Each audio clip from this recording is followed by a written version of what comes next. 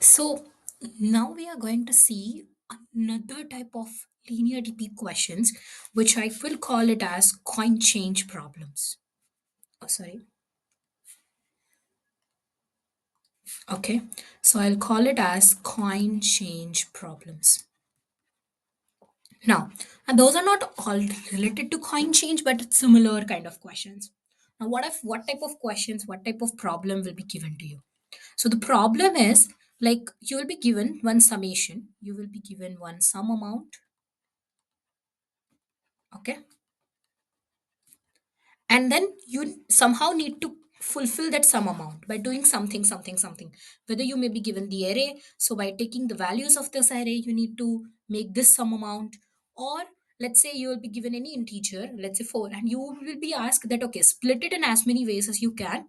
Okay, so like 4 is like 1 plus 1 plus 2, and then but only three integers you can use, any three integers you can use like that. Okay, so any extra condition will be given to you, any extra condition will be given, and your task is to fulfill that sum amount, fulfill the sum amount. So you need to somehow make this sum amount whatever is given to you in the question. Now these are the type of questions you will get. Okay, now let's say you will be asked the minimum number of, let's say you will be asked that, okay, what is the minimum number of items which you can take so that you can make this particular sum amount, or what are the total number of ways which you can take to make this sum amount. So let's say 4 is 1 plus 1 plus 2. So it's a bucket of 1, 1, 2. Anything else? Like 0 we cannot take. Okay. So anything other than this? No. There is only one bucket which is possible. So answer is 1. But let's say if this is 5, then this could be 1 plus 1 plus 3 and 1 plus 2 plus 2. So there are two buckets of 1, 1, 3. Now this you can arrange as many times as you want, and 1, 2, 2. So it's like arrangements are not unique. So they could have given you in the questions that is this arrangements unique or not unique. Depending on that also your answer will change. So 113 is one, and let's say they have said that all these arrangements are unique, so then your 131 is also one of the possible answer, and then 311 is also one of the possible answer. So there are three different answers possible for this. For this it's 212 or 221. Okay, again three possible answers for this. So, and that total could be 6. But if they have said that arrangements are not considered in consideration, you can put any arrangement, but the set should be unique, then only two possible ways are there. So that also you need to take care. Okay, these are the two different things. Okay, now let's take one of the coin change problem, wherein you will be given, let's say that you have to make sum of 50 rupees with the array given to you like 2, 5, 7, and 8. And you can use any given value as many times as you want. Now, when they have said as many times or infinite times, okay, so let's say you have 8 rupee coin infinite number of times. Okay, then if you, now there are, what are the possibilities for this? What could be the DP state for this? In simple scenario, you need to change this I variable also. Okay, and every time your sum will also change, right? So you have now 2 DDP over here, DP of I comma j. Of course, in solve we will pass 0, so we'll try from I to n. Okay, so our DP state is sum, okay, I could say um summation of j amount by taking coins from I to n. Now this could be anything over here, like total ways for summation of j amount, or minimum coins needed. Okay, the question could be minimum coins needed for j amount from I to n. It could be anything. So what could be a possible solution? Let's say you have took two. So now you have two possible ways whether to take it or to not take it. Now if you take it, your j will be reduced by 2, so your sum will reduce by 2, and you will stay at ith position only, because you can again take 2. You have the chance because you have multiple number of times you can take 2, infinite number of times. But they have said that if they have said that you can only take it once, then you have to take and go to I plus 1. But if you have decided not to take, then again no need to go to I. You can directly go to I plus 1, but your sum remains same as j. There's the simple coin change problem. Now, I'll try to go into some little bit variation of this coin change problem, which is the perfect squares problem. Okay, so the perfect squares problem says that, let me paste it over here.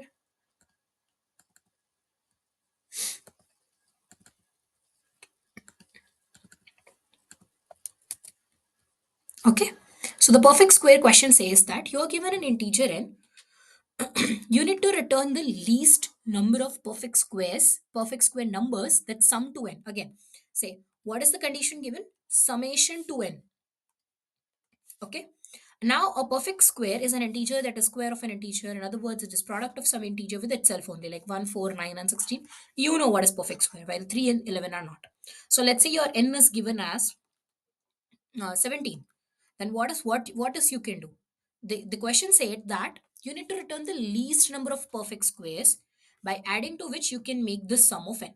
Okay. So what I can do is I can make 1 plus 16. So 1 square plus 4 square. So by adding two numbers, I can make 17. That is the uh, minimum number of numbers, least squares are asked. Minimum number of least squares is asked, which is summing to n. Okay. So now what is your DP state over here? Now there is no array given to you. Then your DP, of course, changing variable will be one only. Like, okay, you only have the sum with you, which is n. Okay. So your DP will consist of n. This is what? Summation. And this is like minimum number of ways, minimum least squares to make sum of n, to make sum as n.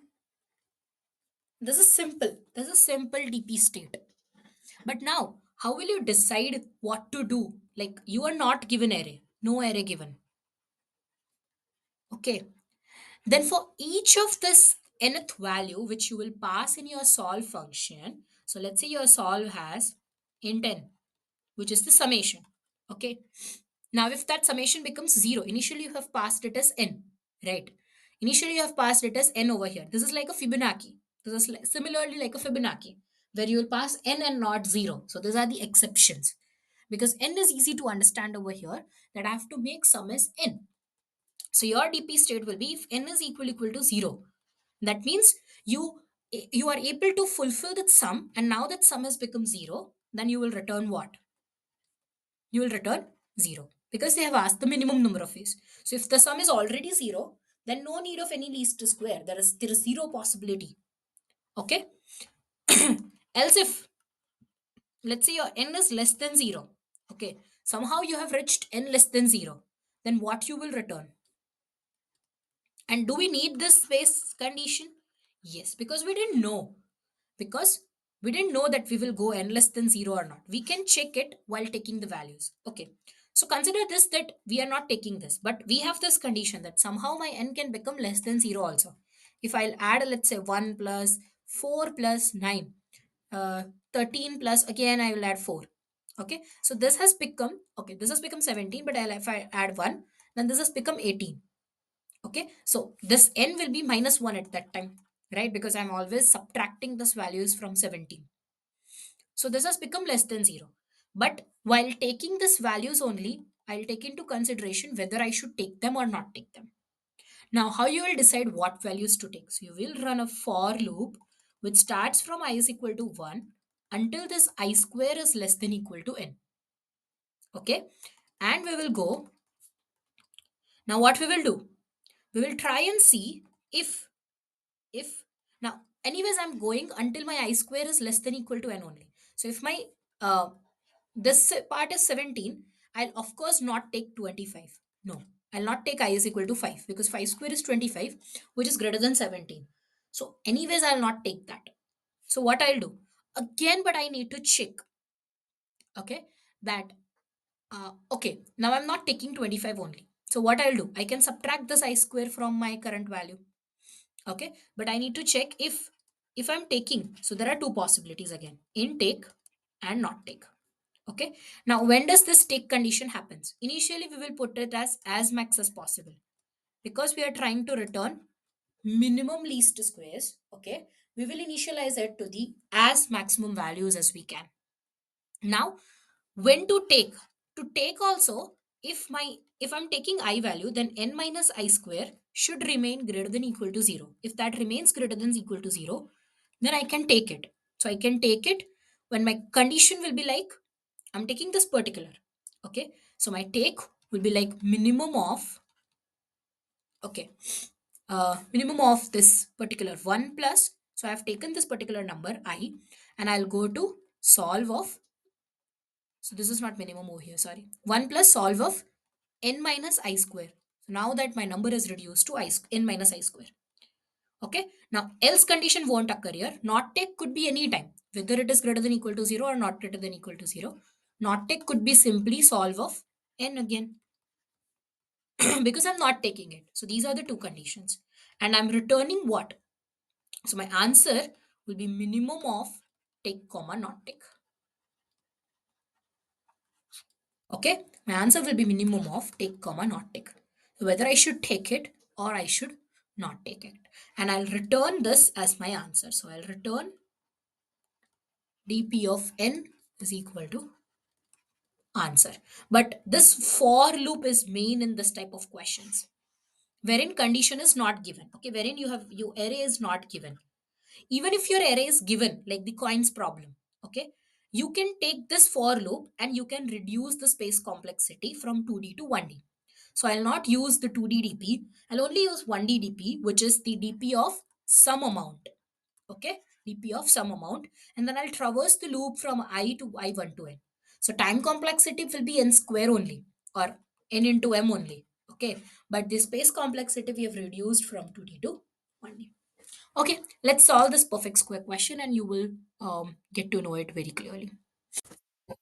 Okay, so the question says again, same thing, we have to return the least number of perfect squares. Okay, now we have already seen one way, like wherein we need to check n minus I square every time.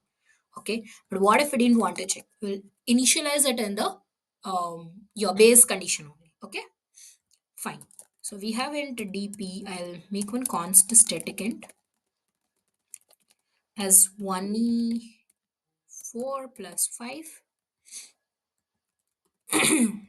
and we have one dp of n size. Okay, now in solve, and I have int I n. So if my n is lesser than 0, that means if I've reached to the out of bound, I mean, I have to make some 17, but I made it something more than 17, then I'll return something maximum, which is 1e9 in this case. Okay, for integer, it's 1e9. Okay, but if I have reached this sum as 0, of course, no need of any number extra needed now. Okay, now we'll have one answer, which I'll initialize it as max as I can. I'll go from 1 till I square less than equal to n and I plus plus. Now there is no need of taking solve of n again as the not take condition. You realize that, okay? Because if we take solve of n again for sure it will go for solve of n, but no need of taking that not take condition. We can directly, now that I have made this answer, okay, no need of making that not take condition because it's solve of n only, nothing extra we are doing, no variables are changing over there. Okay, one thing we missed is if dp of n is not equal to minus 1, we'll return dp of n. Cool. So now what I'll do now, my answer is minimum of this answer only. This answer means not tick only. Okay, for this particular state it's not tick, or 1 plus this take part. Take part is nothing but n minus I square. No need to check because if at all it goes less than here, from here it will return 1 in it. So no need to check it. Okay, we'll do mem set dp minus 1 and size of dp, and we will return solve for n. Cool. Okay,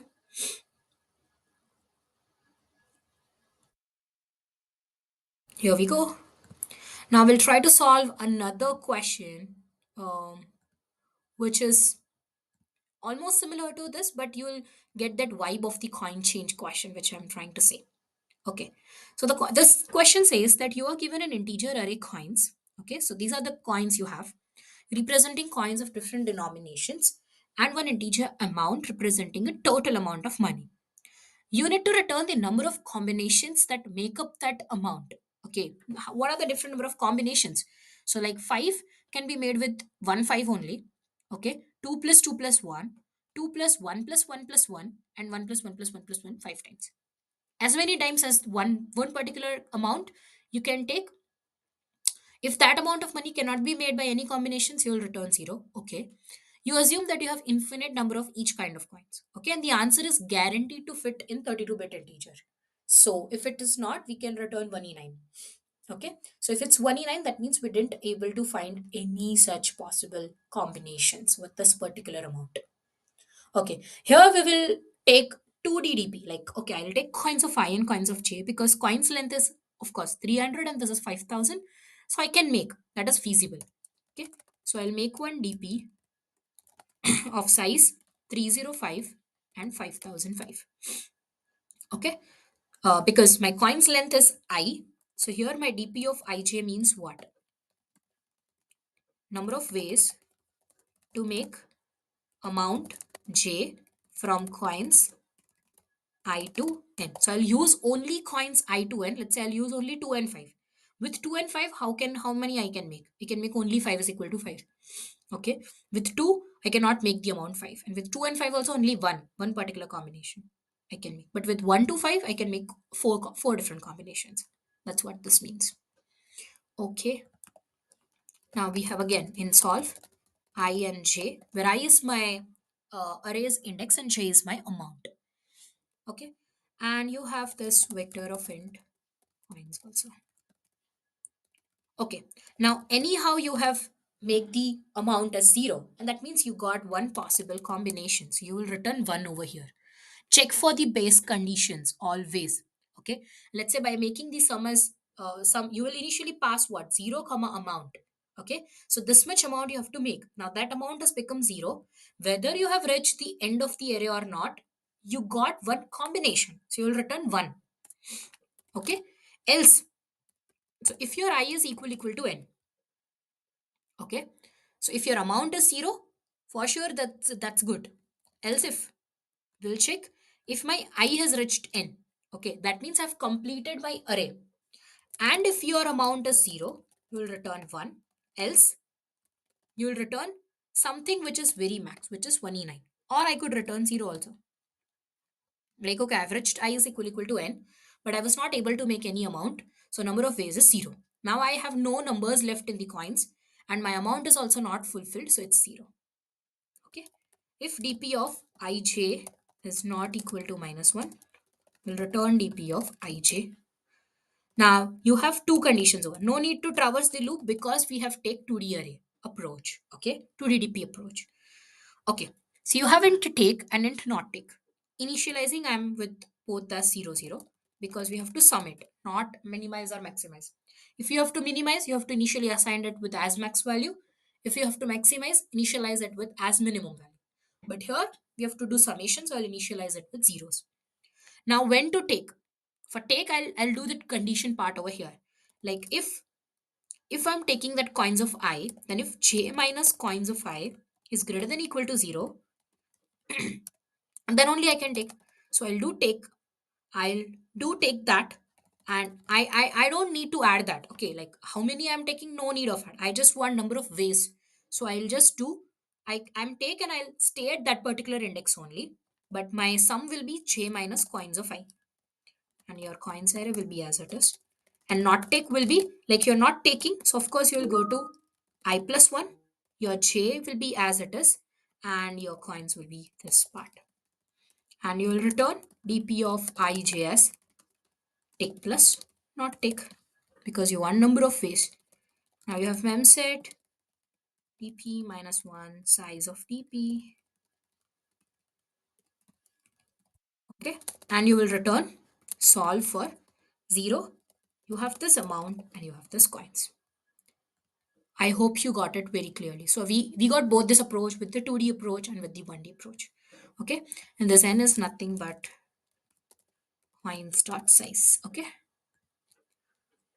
Fine. So in the next video, I'll go through some LIS kind of stuffs, linearly increasing sequence, and all the questions related to that. So stay tuned. Do like, share, and subscribe it with your friends if you have learned a lot.